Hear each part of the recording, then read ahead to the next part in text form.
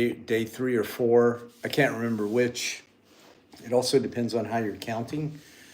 But I'm getting ready to go to bed. But I thought it would be good to check in with the YouTube audience and yeah, just let you know how things are going. So I've been in Ukraine, in country for about a week now, but I spent like 3 days in Lviv, and I think this is my third night in Kyiv. So far so good. We've had a couple of booms. I had one night where there was like no aerial attacks on Kyiv Oblast. That was like 2 nights ago. So I guess tonight is my fourth night. So the first night was a little bit scary, just because kind of getting used to the booms. Second night, no attacks, slept like a baby. The next night, some attacks, rolled over, went to sleep, and then we'll see what happens tonight. But I'm hopeful that I've been a good luck charm, because the past 2 years that I've been to Kyiv, it's been kind of quiet. Uh, Things are much different now. The drone warfare has ramped up quite a bit. And speaking of, I spent most of the day today at a drone school for the third year in a row. So I've seen how the drone warfare has progressed, and I will tell you, it's wild. It's amazing. It's both exciting and scary. And I recorded the video. I'll put it up a little bit later about, we have a choice. Do we want to go with a hopeful future or a dystopian future? And a lot of that hinges, I think, on the war, what's happening here in Ukraine. Ukraine represents hope. It represents love, respect, tolerance, democracy, freedom. And Russia at this point represents the opposite of all of that.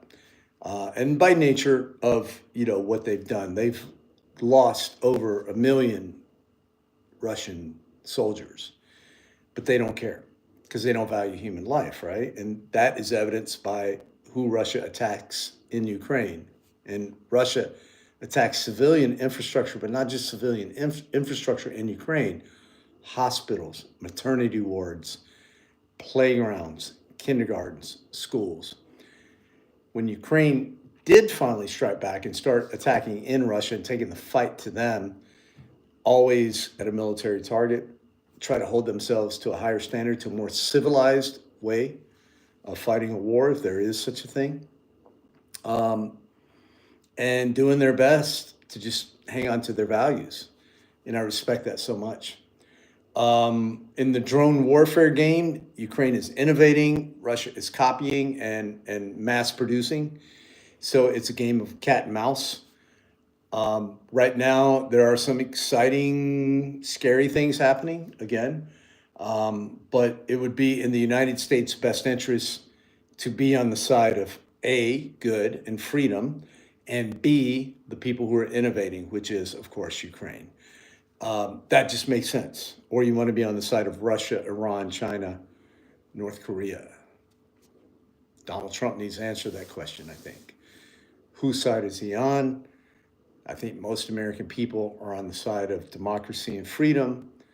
And that's where our values lie still. Haven't changed that much. And that's pretty obvious in this war. Who's the aggressor? Who's the defender? Who's fighting for what? Some are fighting for more land, more minerals, more greed, more people, committing war crimes. The others are fighting for their opportunity to be free. And that's Ukraine. And that's why I stand with Ukraine. The other updates I'll give you, other than the attacks have been pretty low key so far since I've been here, thank goodness. I did go by some of the attacks, some of the places that had been bombed in Kyiv on the infamous July 4th, the biggest attack yet in terms of, number of drones into Ukraine. And it was interesting. We were in a manufacturing part of the city where they had attacked and actually did bomb, I guess would be a military target, a drone factory, which caught the whole block on fire. But just as we rounded the corner, I see a lady pushing her baby in a stroller. You see, this is less than a week after the bombing, right? And families are out. Parents are out with their children. It just hits home, and then you see the apartments that they're living in. The windows exploded from the bomb blast, and they're either boarded up or still shattered. It just goes to show you there's always going to be civilian casualties, even if they're not targeted, which I think Russia clearly does at this point. By the way, Mr. Z says hello. That's my nickname for him right now. If you don't recognize him, that's a doll in the likeness of President Zelensky, the president of Ukraine. And we use these dolls to raise money and funds for Lada's orphanage, which I'll report on a little bit later. Haven't been by to see her yet. I will probably next week and take a delivery to dolls to her that some of you helped to buy. And I want to say thank you very much. And also that money went to support Lada's orphanage and other children.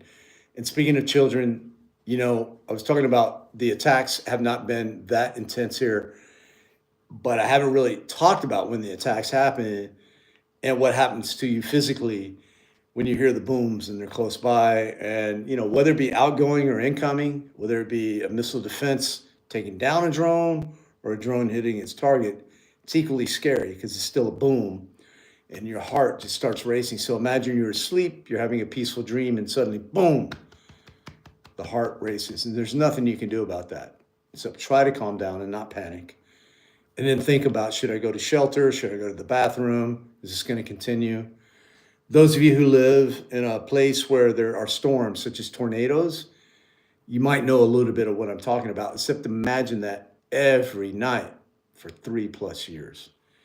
And instead of a natural disaster, meaning that it is the climate that is causing that, this is humans causing suffering, human suffering. And that to me, like unnecessary human suffering is just a tragedy of the highest order. And it is not something that I want to ever, A, participate in or B, approve of. And so when anyone, you know, defends Russia, that's what you're approving of. Unnecessary human suffering. We need to stop it. We need to stop them. Russia needs to join the civilized world. And the only way to do that is to defeat them. And then they need to be rehabilitated.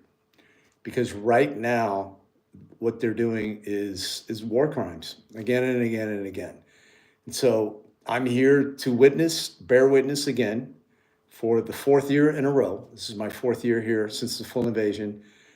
To see these things in person, to talk to people on the ground, and to report back to you. So I'll be uploading some videos over the next few weeks. It won't be in real time necessarily, but it will be always honest and transparent and as I see things. Because I owe you that and I owe me that, and it's the only way I know how to roll. This is to show you exactly what I'm doing. So right now I'm in my apartment, getting ready to go to bed. Thought I would check in with you. That's what's going on from Kyiv. Thank you so much. Those who give the positive comments and those who support Ukraine, I appreciate it. The people of Ukraine appreciate it. Those of you who haven't figured out what side of history you want to be on, it's not even about the side of history. It's like, do you want to have a hopeful future? Do you want to have a dystopian future? That's what's at stake here. That's why I'm here. All right, thanks a lot, guys. See you next time.